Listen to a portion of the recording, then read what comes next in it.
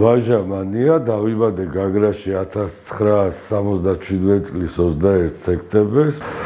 ბავშვობა ძალიან ლაღი, როგორც ალბათ ყველა ბავშვი. ომი ისე დაიწყო, რომ ეს შემზარავი იყო ყველა იქ ცხოვრებისთვის, არა მარტო იქ ცხოვრებისთვის, ალბათ ყველა საქართველოს მოქალაქისთვის.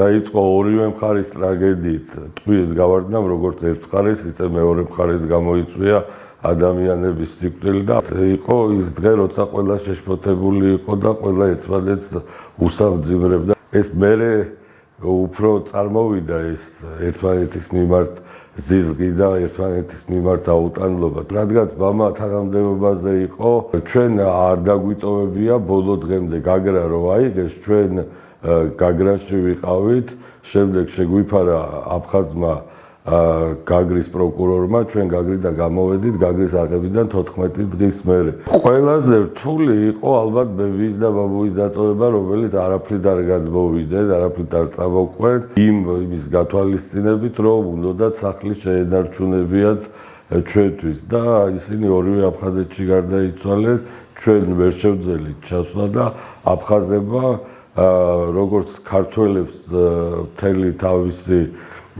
დიდებით მარხავენ, ისე დიდებით დამარხეს და მე ამ მხრივ აფხაზების მიმართ არავითარი პრეტენზია არ მაქვს, გარდა იმისა, რომ მადლობის თქმაც კი შემიძლია. ჩემ ქვეყანაში დევნილი არ უნდა ვიყო, ეს სტიგმაც ალბათ გამოწვეულია უფრო პოლიტიკის თამაშით, რომ ამ დევნილებს უნდა ქონდეს სტატუსი, რომ უნდა მიეღოთ რაღაც დახმარება სახელმწიფოსთან ჭირდებოდა ალბათ ამ ხალხისთვის სტატუსის მინიჭება, თორემ მე ვთვლი, რომ საკუთარ სამშობლოში დევნილი არ უნდა იყო და ეგ ძალიან ცუდი სტიგმა, რომელიც მე ცოტა ხნის წინ დავამარცხე ალბათ. და ვცდილობ, რომ ჩემ შვილებს ეს სტიგმა არ ქონდეთ. სულ მახსოვს სახლი, მახსოვს ყველა ოთახის განლაგება და ზოგჯერ მოგზაურობ ხოლმე. მაგრამ ეს ჩემთვის, ეს გათიშული მაქვს ხოლმე ჩემთვის. ის მიდგომა, რაც დღეს აქვს სახელმწიფოს აფხაზების მიმართ, აი სანამ ეს ახმა გვექნება, რომ აფხაზიც თუნდაც ოსი ჩვენი მტერია და ვერ გამოვნახავთ საერთო ენას, იმ მტერთა, რომელიც მართლა ჩვენი მტერია, მე ამ დროს რუსეთს გულისხმობ, მე ძალიან გულისხმდება, რომ აფხაზეთის მთავრობა ისე არ აშუქებს, იქ მოხდა ტრაგედია, თუნდაც ის ქალი ფატიმა შამბა, რომელმაც ჩვენი ოჯახი და კიდევ ამბობ 15 ოჯახი გადაარჩინა, ძირძველი დაღდი აფხაზები, რომლებმაც ბევრი რამე გააკეთეს, ბევრი ქართველის გადასარჩენად.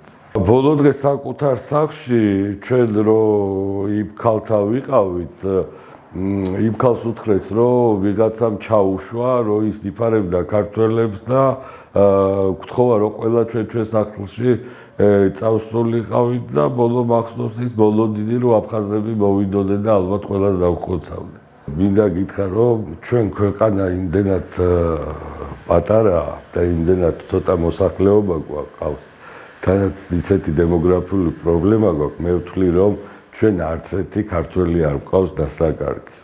90-იან წლებში ჩვენ მოვახდინეთ საზოგადოების დაყოფა, ჯერ ზვიადისტებად და შევარდაძისტებად და ეხლა კიდევ საშინელი სცენი გჭირს, როცა დაყოფილი ვართ კიდევ ორ ფენად, ნაცებად და ქოცებად.